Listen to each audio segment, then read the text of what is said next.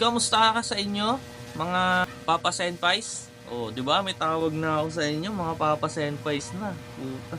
Vlogger na dating. May testing lang ako. Medyo siguro maikli lang tong ano na to, content ko na to kasi yung mic na nakuha ko dun sa isang camera na nabili ko, gusto ko testingin dito sa aking vlog setup, no.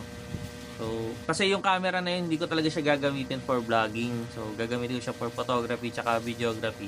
Pero, yun nga, ayoko siyang gamitin for vlogging kasi mas prefer ko pa rin tong sa cellphone mag-vlog para anytime, no, pwede ko mabitbit. Pero, tignan natin kung ano, baka magamit din naman natin siya, pero mas prefer ko talaga tong phone sa pag-vlog. Kaya, yung mic na nakuha natin kasama nun, itatry natin dito sa aking vlog setup. Ayan ang aking napaka simpleng vlog setup, cellphone, tripod lang at konting ilaw, siyempre. Tapos malay mo mas maangas kapag ka may ganito, yung Saramonic na shotgun mic. Ayan. So, testing natin siya. Bali yung mic na gamit ko dito, mic ng cellphone, no. So baka naririnig nyo yung mga kaluskos ng kung ano man diyang mga espiritu na umiikot-ikot dito. Or baka naririnig nyo yung electric fan. Yan, may electric fan ako dito, may electric fan ako dito sa likod. Yan. So baka naririnig nyo kasi nakatapat sila dito sa sa mic ng cellphone ko. Ito, Saramonic mic. Actually hindi ako familiar sa paggamit ng mga ganito.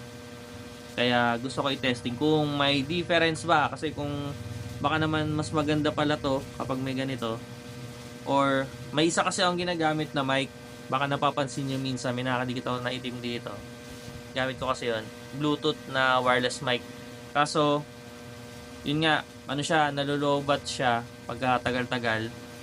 So, hindi naman natin pwedeng, kunwari medyo mahaba-haba yung binablog natin tapos nalobat, hindi, wala na tayong extra mic. So eto kasi siya, di baterya, so pwede ka magdala ng extra battery para tuloy-tuloy lang yung paggamit mo ng mic, di ba?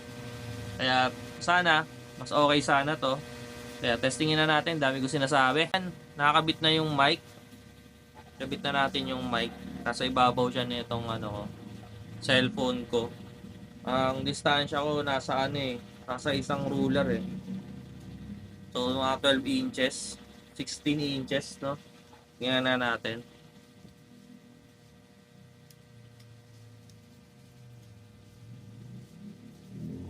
Ayun, nasa 16 inches yung layo ko dito sa mic. Kapag nagsasalita ako, nakikita ko pumapalo yung metro kahit malayo ako. Hindi ko lang alam kung maganda yung quality. Hindi ko siya naririnig eh. Hindi ko alam kung ano. Pero may kabitan siya ng headset dito sa gilid. So, kaya lang, kabit nga natin yung headset. May headset ako dito eh. Kung mapapanood nyo yung ibang mga vlogger, di ba lagi naman lang sinasabi, dapat quality din yung audio. Lalo na yung mic, ganyan. Para syempre, maganda rin naman yung napapakinggan ng mga viewers natin. So, testingin natin. Kakabit ko lang itong earphone. So, parang may siya. Parang may static sound siya na parang may static sound siya eh. Hindi ko alam kung sa earphone ba or sa mic may static sound. Pihitin natin dito yung plus 10. Hindi ko alam kung ano yung plus 10 na to eh. Hello. Yan. Plus 10. Parang lumakas yung niya. Lumakas yung static sound. Plus 10.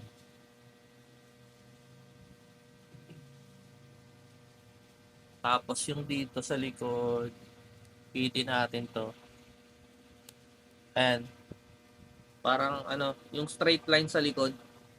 Hindi ko talaga alam kung and parang siya, mas malakas yung yung tunog.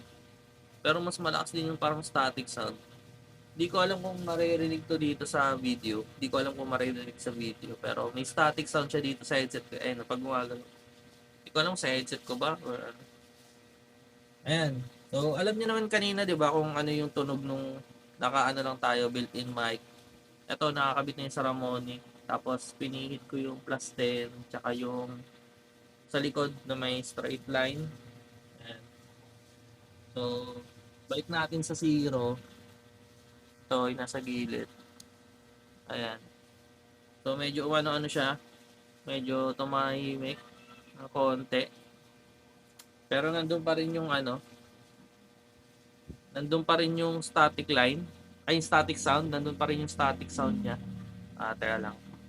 Balik natin dun sa yung line na parang putol. Ayan. Parang, ayan, mas tahimik. Mas tahimik yung ayan may static talaga siya eh. May static sound siya eh. Pero naririnig ko yung ng cellphone. Parang yung kanina may nag-pop up na notification, naririnig ko. Nawala yung static sound. Pero rinig ko yung electric fan, tsaka to. Pero sobrang baba lang. Sobrang baba lang ng naririnig ko. Nawala na yung static sound. Hindi ko alam kung bakit. Pero, ayan. Feeling ko sa dito sa connection, sa ko lang, sa headset ko yung may static sound kanina. Bagay makikita naman natin to kapag ine-edit ko or pag-upload ko, may mapapakinggan naman natin. Ayun, yun lang. So, comment nyo, comment down below kung tingin nyo, ano to, mas okay to kaysa dun sa, natin, sa built-in mic natin ng cellphone. So, yun mga Papa Senpais, hanggang dito na lang yung video ko. Saglit lang talaga. Gusto ko lang din i-testing to. Pakita sa inyo. Itong gagamitin kong mic. Kung sakaling maganda to, ito na talaga yung gagamitin kong mic para dito sa vlog setup ko. Ayan. So, yun lang. Hanggang dito lang mga Papa Senpais. See you sa next content natin. Babush. Peace.